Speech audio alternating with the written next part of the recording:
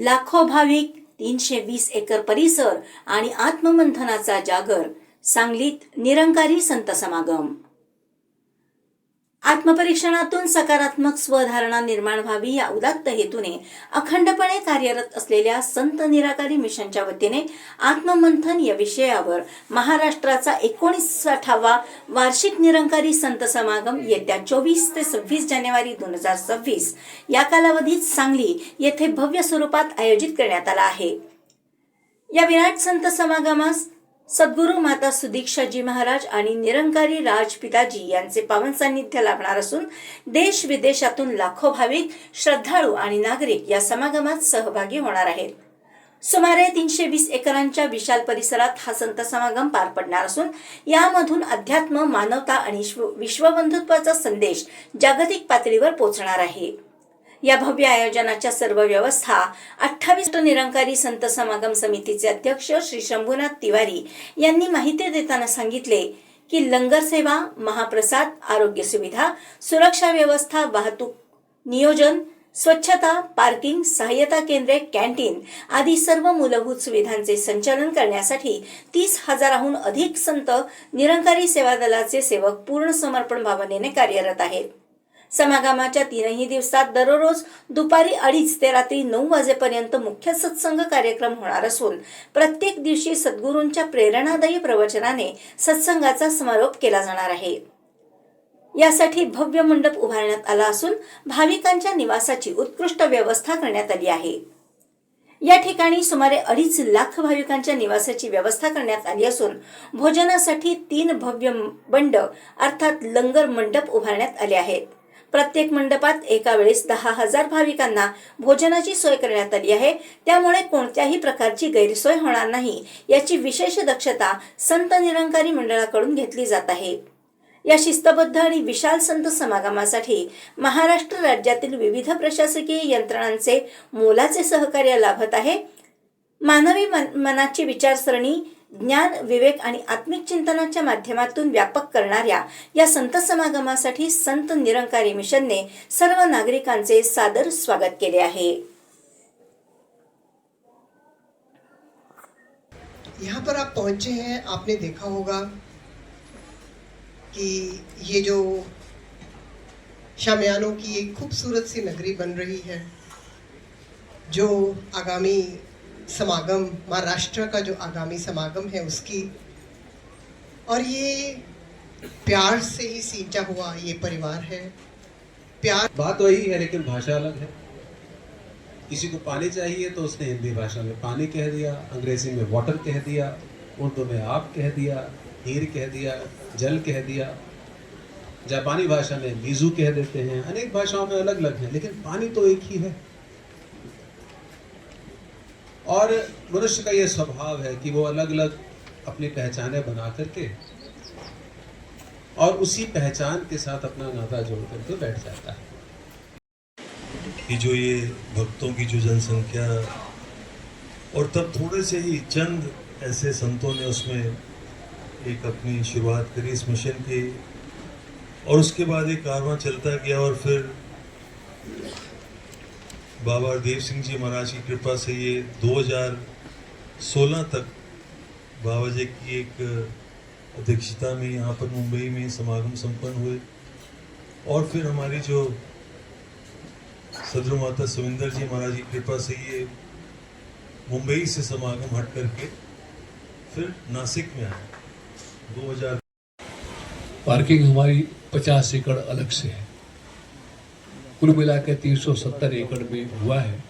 और इस 370 एकड़ जो का इंतजाम करना है, चाहे इसका साफ सफाई हो गया, माने की बहुत बात नहीं है कि ज़मीन जो है खेती वाली ज़मीन है और उस ज़मीन के नीचे हमारे इरिगेशन पाइप लगे हुए हैं.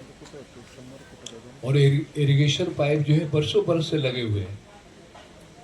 जो हम लोग यहाँ पर आए तो वो पाइप बहुत सड़ चुके थे.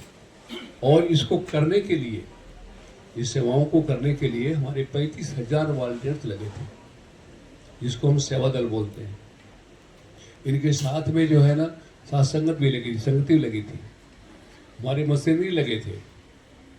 कम से कम ये 7 जो हमारे ग्रेडर लगे थे, हमारे 15 जो है जेसीपी लगी थी, 17 हमारे डंपर लगे थे और ये 7-8 हमारे रूरल लगे थे। इनके सहयोग से जमीन को इस रूप में किया गया, बनाया गया। या ठिकाणी जसं आता देवाबद्दल सांगितलं गेलं, मिशनच्या इतिहासाबद्दल सांगितलं गेलं, या ठिकाणी जो हा 59वा समागम महाराष्ट्राचा होतोय,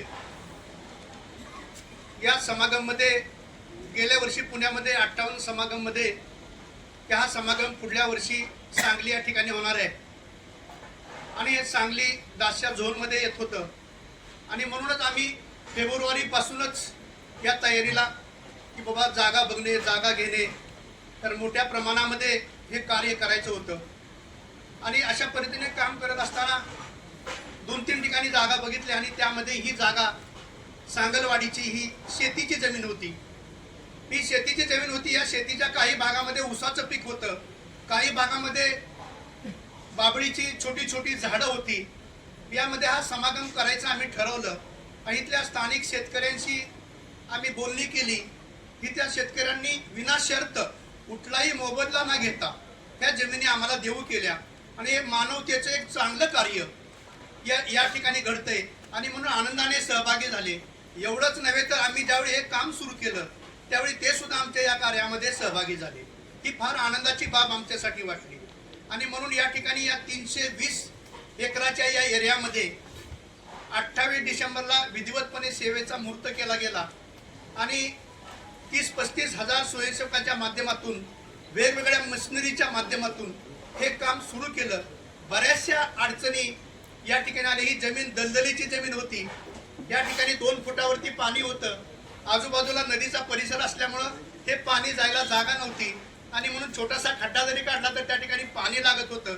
अशा बिकट परिस्थितीमध्ये सुद्धा सद्गुरू माता सुदीक्षाजी महाराज तथा निरंकारी राजपिताजींचे आशीर्वाद आमच्या पाठीशी होते आणि म्हणून हे व्यवस्थितपणे आम्ही सगळं पार पाडण्याचं कार्य या ठिकाणी केलेलं आहे। इस परम पिता परमात्मा की प्राप्ति हो सकती है, ये मैसेज देता है निरंकारी मिशन कि जिसके लिए ये मानुष जन्म मिला, परम पिता परमात्मा की प्राप्ति के लिए आए हो क्यों जहाँ में, क्या काम है तुम्हारा, ठहरोगे किस मकाम में, लौटोगे जब दोबारा। वो काम निरंकारी मिशन पूरा कर रहा है, इस परम पिता परमात्मा का ज्ञान दे रहा है। अभी सुना भी आप जी ने कि जिसकी भक्ति, जिसकी पूजा, उसका ज्ञान जरूरी है कि हर देव के पहले ईश्वर की पहचान जरूरी है। आज सारा संसार नाम तो ले रहा है परम पिता परमात्मा का, कोई राम, कोई गॉड, कोई अल्लाह, कोई वाहिगुरु, सभी इस परमात्मा के नाम हैं, लेकिन इसको पहले देख ले फिर इसकी स्तुति करें। ये निरंकारी मिशन और ये निरंकारी संत आज परमात्मा को देखकर कहते हैं कि हमने देखा है, प्रभु को देखा है, कण कण में हाजिर हजूर कि जब सतगुरु हमें मिला। इसकी प्राप्ति हो सकती है तो केवल और केवल वक़्त के सतगुरु से। ये